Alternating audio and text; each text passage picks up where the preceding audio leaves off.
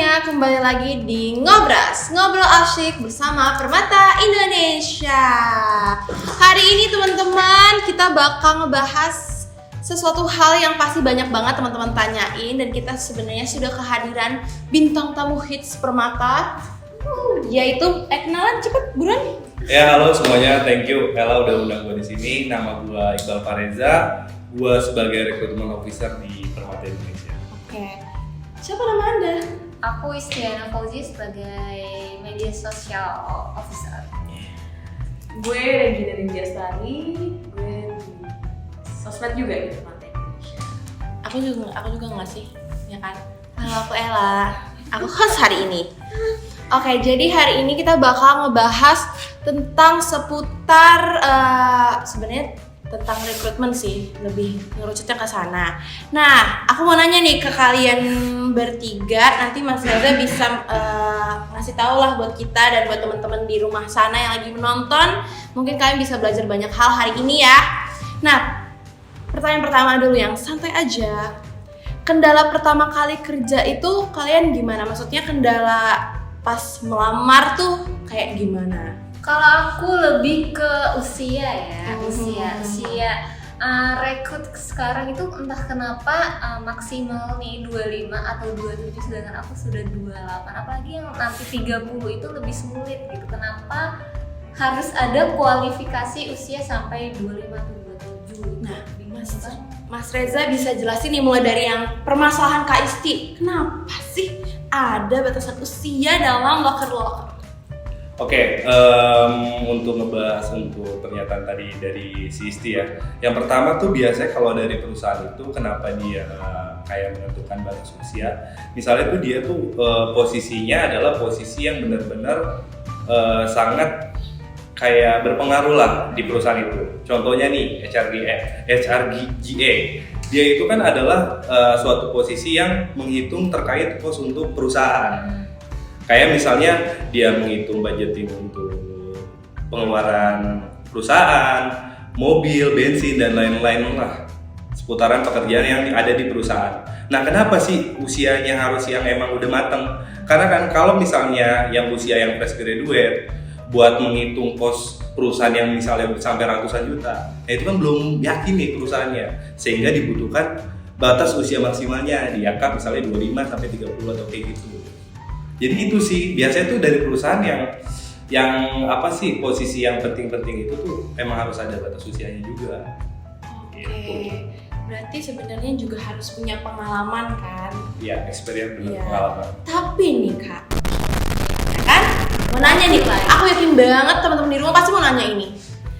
Kenapa sih kita nih, aku yang belum lulus kuliah ini dan akan lulus pastinya? Pasti dong. Iya dong. Kenapa sih di beberapa loker ya, maupun itu hanya loker sales harus punya pengalaman dulu, padahal kita baru lulus kuliah gitu, belum punya pengalaman.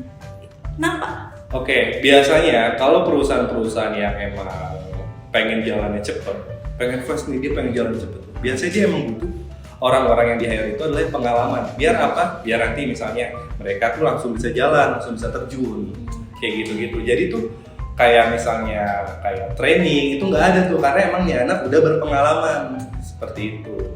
Jadi untuk kandidat-kandidat yang emang belum pengalaman tapi jangan berkecil hati, kan nggak semua perusahaan kayak gitu melakukan hal yang sama gitu loh ya, yang harus ada experience atau pengalamannya. Tapi kalau dia mau, banyak juga nih kandidat kemarin yang nanya, mereka tuh mau ngelamar 2, tapi pilihannya itu admin, misalkan admin sama call center, gimana tuh? Baik nggak sih mereka tuh langsung ngelamar 2 gitu? Nah, Atau satu-satu? kalau dia mau ngelamar 2, selama dia belum terikat kerja atau kontrak kerja dengan perusahaan manapun itu nggak masalah sebenarnya. Jadi kan ketika dia mau ngelamar itu kan mereka juga bakal lewatin namanya proses screening interview lah. Nah mereka kan nanti bakal diterimanya di mana kan nanti ketahuan aja. Pusing kan? Gak apa-apa, namanya juga berpikir sambil bicara tuh emang Iya. sulit. Jadi Pokoknya kan gimana? melalui proses seleksinya kan nanti ketahuan nih dia cocoknya di mana, dia lolosnya di mana, seperti itu sih. Tapi nanti kalau misalnya dari HR-nya bilang, oh ini anak gak labil deh, sebenarnya dia mau masuk yang mana sih? Gak ada pikiran kayak gitu misalnya HR. Kalau HR sih nggak bakal ngomong kayak gitu ya, karena itu termasuk HR yang kasar ya. Paling kan ngomongnya dengan yang halus. Sorry ya, untuk passion kamu sepertinya bukan di call center nih, karena kamu orangnya introvert gitu. Jadi kamu lebih cocok kerja yang nggak berinteraksi dengan orang, gitu, dengan orang banyak kayak gitu. Jadi mungkin cocoknya kamu di admin, kayak gitu pasti. Cakep nggak? Cakep banget. Tapi aku Bisa punya kayak. isu yang lain nih. Aduh. Kebanyakan isu nih emang. Nah, Guys, emang Gen Z itu penuh dengan trust isu ya. Untuk milenial. Sama Apa isinya? oh iya. Isunya adalah kenapa sih? Ini banyak banget yang nanya soalnya. Jadi agak pressure ya yang megang-megang DM ini aku. Kenapa sih RO itu kalau misalkan kita misalkan mereka ngirim CV nih, Iya. kan kita nggak tahu nih kita diterima atau enggak. Kenapa nggak pernah dikabarin gitu loh? Jadi kita kayak aku keterima atau enggak Itu gitu. salah satu It's kendala like- juga sih pas pas Oke. transisi dari gue lulus ke nyari kerja, dapat kerja. Kan kayak gue nge-track ya, gue lamar kemana aja. Terus tuh kayak ada disuruh nunggu misalkan 3 hari atau kayak 7 hari gitu kan. Terus kayak sesuai dengan arahannya mereka. Ya duduk 3 hari tuh gue follow up. Nggak ada balasan apapun, tapi ada juga perusahaan yang memang mungkin baik gitu HR-nya. Ada juga dapat feedback kayak kamu nggak diterima posisi ini, tapi data kamu masuk ke database kami. Kenapa sih? Oke, Gen Z, saya akan jawab. Baik milenial, saya akan mendengarkan. Jadi gini, kenapa sih kalau misalnya RO itu kadang kurang responsif atau kadang lupa ngabarin ke kalian ketika kalian misalnya lolos atau nggak lolos ya? Ini case-nya kita bicarain kalau nggak lolos ya. Maksudnya nggak lolos pun kalian pengen kan ini diinfoin, bener nggak? Nah, sekarang gini, rekrutmen itu di setiap perusahaan dia megang namanya job portal, dan job portal itu yang di-apply oleh orang-orang yang pelamar kerja tuh. Nah, dari semua job portal itu masuk ke satu RO nih, CV-nya numpuk, nomornya numpuk, yang chat banyak. Jadi mungkin biasanya chat-chat kalian itu ketumpuk sehingga RO ini nggak bisa konfirmasi kalau misalnya kalian nggak lolos, karena kan banyak yang lamar. Mungkin bisa ratusan, mungkin bisa ribuan, seperti itu. Jadi terkadang sih ya, kalau dari menurut pandangan gua sebagai recruitment officer, kalau misalnya CV kalian atau kalian nggak dikonfirmasi, maksimal 1 bulan dari kalian apply CV itu dapat dipastikan CV kalian itu di reject atau nggak lolos kualifikasi dari perusahaan tersebut. Kenapa nunggunya lama? Kenapa harus bulan? Belum ada 1 bulan. Harus selama tuh emang bukannya cuma nge-screening, abis itu udah nih oke nih enggak, nih oke nih enggak. Kenapa harus lama-lama 2 minggu, sebulan, 2 bulan? Kita butuh kepastian kak. Nah, tergantung ya, balik lagi ya. Karena kan kebutuhan perusahaan itu kan beda-beda ya. Ada yang kebutuhannya cuma sedikit, ada yang banyak. Mungkin yang Ella sama teman-teman apply di sini adalah perusahaan yang kebutuhannya banyak nih. Dan yang juga yang apply loker untuk kebutuhan tersebut juga banyak, sehingga lama. Saya kasih simpelnya gini deh, perusahaan A nih, dia butuh untuk direktur.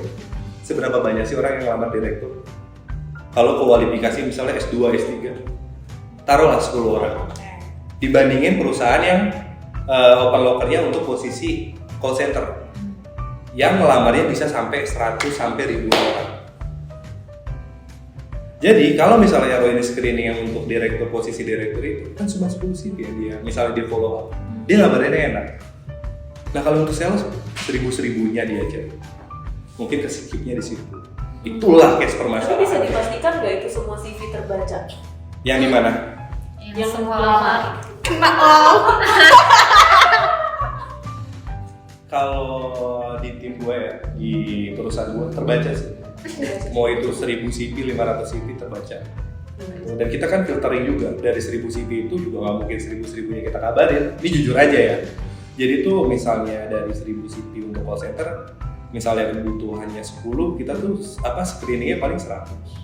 Nggak mungkin dari 1000-1000-nya. Dari 1000 kita ambil ke 100 gitu. Nanti wajib persiapan. Ya, 100 itu kita interview, kita lakukan proses seleksi interview, psikotes dan lain-lain.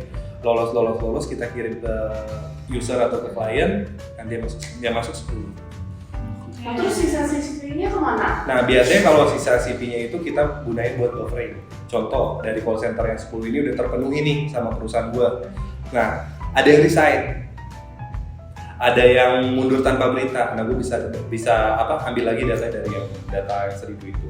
Atau dari yang 100 dulu deh, lebih simpel kan 100 sudah ikut seleksi. Kayak gitu. Kakak Jawab kan? Kakak pernah nggak? Wah, pertanyaan berat banget guys. Kakak pernah nggak paling banyak pegang berapa CV? Maksudnya kayak misalnya satu loker nih, paling banyak berapa? Kalau dulu ya, sebelum job portal itu banyak, kan CV kita masih kita kumpulin itu by hard copy ya, kertas tuh. Jadi orang lama bawa CV, itu sih pernah sampai 250-an. Nah, sekarang kan udah ada job portal nih, kayak udah ada aplikasi A, B, C, D lah, kalian tahu juga. Itu kalau lu naruh lu oper posisi kayak call center, kurir, terus bisa sampai 2.600 lah. 2.600. Itu kan bisa gitu lewat job portal. Berarti Saya minum dulu boleh? Boleh. Kalian nanya mulu nih ya, Kita ampun minum saya dulu. nih. Maaf, dia kayak abis digebugin ya sama pertanyaan-pertanyaan.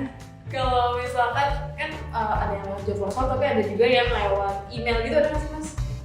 Ada. Email gitu Ada. kan. Nah itu kalau lewat email tuh screeningnya gimana? Terus database-nya tuh apakah disatuin dari job portal sama yang dari email atau dari yang offline gitu, login gitu dia di mana gitu penyimpanan CV-nya di mana dan gimana kalian screeningnya gitu? Oke, pertama kalau untuk di email tuh biasanya tuh dari tim recruitment officer kan pertama postingnya itu di Instagram ya.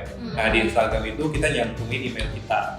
Nah terus kandidat yang walk in kan biasanya dia langsung bawa kertas CV ya, yang berbentuknya hard nih, kertas nih data ke kita. Nah cara kita kumpulin datanya lah ya, itu tuh kita punya database sendiri mbak dan teman-teman yang lain. Jadi CV yang kita dapat melalui hard walk-in sama email tuh kita rekap di template kita seperti itu. Nah nanti source-nya dari mana kita juga nulis tuh. Misalnya source walk-in, terus juga dari job portal, Berarti itu di terus satu juga dari tempat yang email, sama, iya. Sama dari job fair itu satu di tempat yang sama. Nah, dengan sebanyak CV itu cara cepat untuk screeningnya gimana? Kan mungkin kan dibaca pengalamannya satu-satu. Jadi Cara cara cepatnya juga ini enggak. Oke, jadi cara cepatnya itu di saat kita screening kan kita rekap di database kita ya. Nah di situ tuh benar-benar kita harus detail. Kayak contoh, misalnya dia usianya berapa, pengalaman kerjanya di mana aja, terus juga usianya berapa. Nah jadi tuh di situ kita harus detail, biar kita tahu nih kualifikasi yang sesuai dengan kebutuhan perusahaan kita tuh apa. Kayak contohnya gini deh, kita lagi butuh buat engineering, tapi ada kandidat pengalamannya call center, kan kita nggak mungkin rekomendasiin itu. Nah makanya di database-nya kita harus bagusin sih, kayak gitu.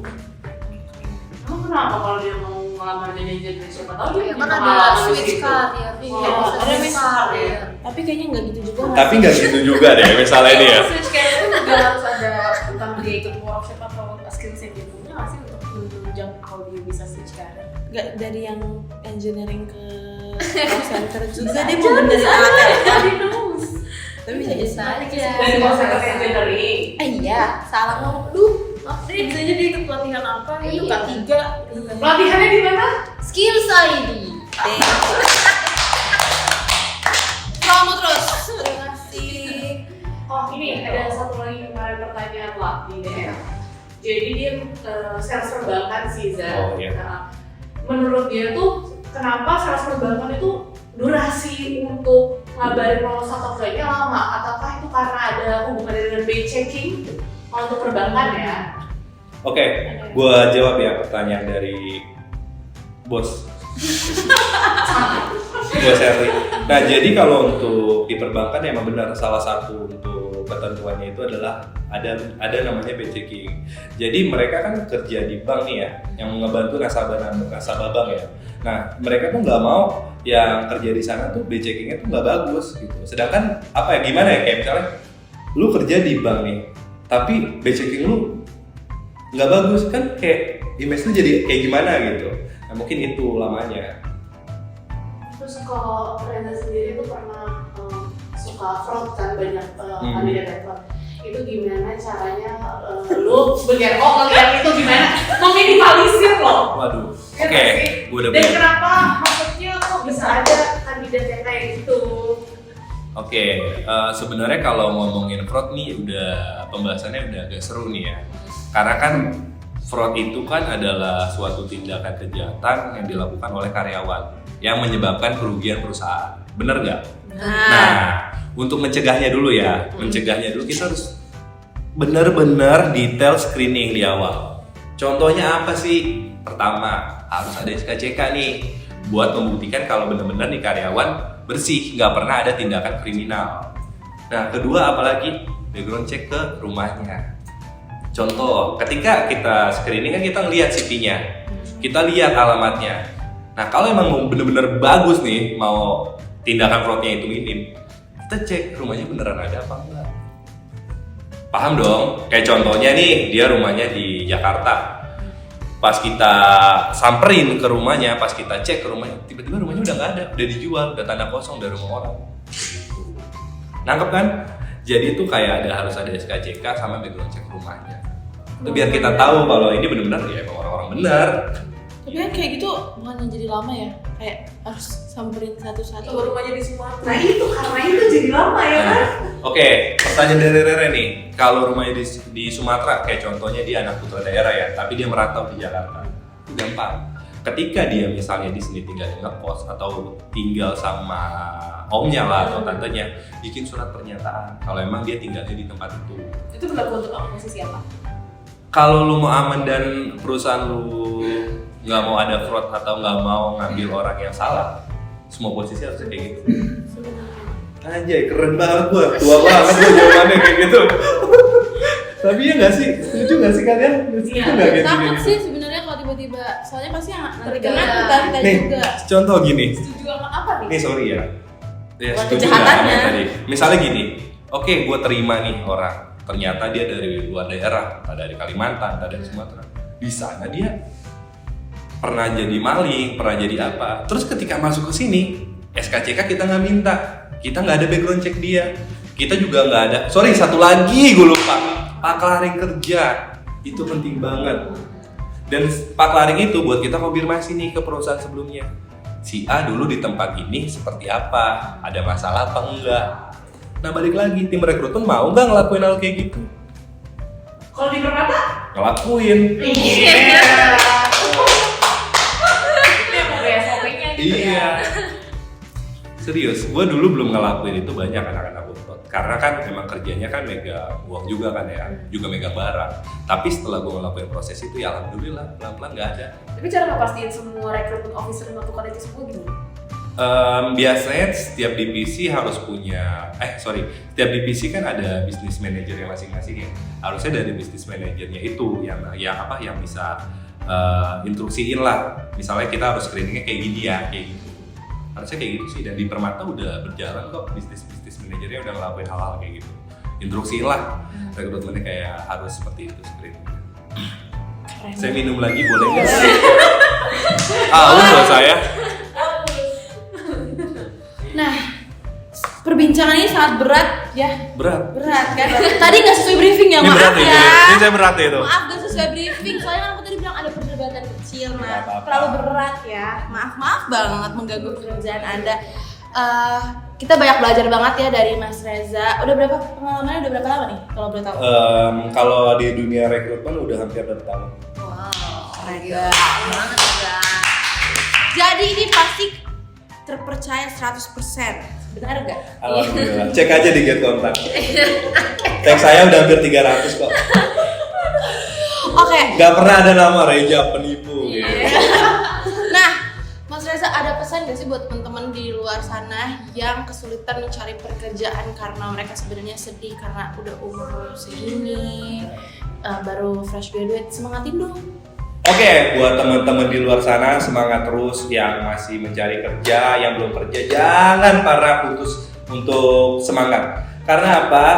Ini pesannya. Kalian itu jangan terlalu milih-milih buat nyari loker. Jadi experience itu kan adalah pengalaman ya. Mau pengalamannya itu sales, mau pengalamannya itu marketing, itu nggak apa-apa, is okay. Itu buat nambah pengalaman kalian.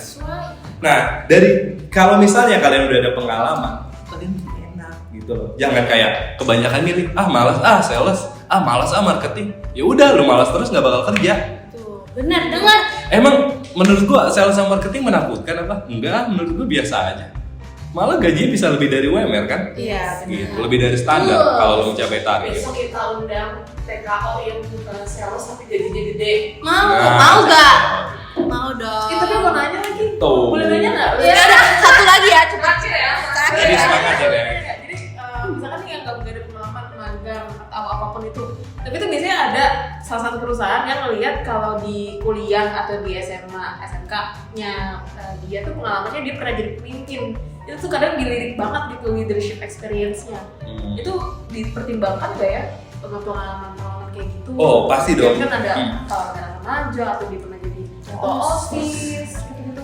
Sebenarnya jujur ya, kalau dia nggak experience tapi dia pernah jadi pengalaman kayak ketua OSIS kayak gitu, tergantung balik lagi perusahaannya. Tapi itu nilai plus juga kok. Jadi teman-teman yang ketua organisasi tapi belum ada pengalaman, kita bakal lirik juga. Dicoba. Berarti kalian pernah memimpin ya kan? At least kalian Suatu organisasi gitu, Mapala gitu ya. Yang gunung-gunung naik gunung Mapala. Oke, keren banget jawabannya dan pertanyaan-pertanyaan yang sangat kritis dari kalian. Teman-teman, terima kasih banyak sudah menonton. Jangan lupa untuk follow Permata Indonesia _official karena di situ setiap hari ada loker. Lanjut, skills ID. Skills tadi kalau kamu mau upgrade skills. Kalau baca berita, Baca berita di mana? topcareer.id. Jangan lupa like, comment, and subscribe. Dadah.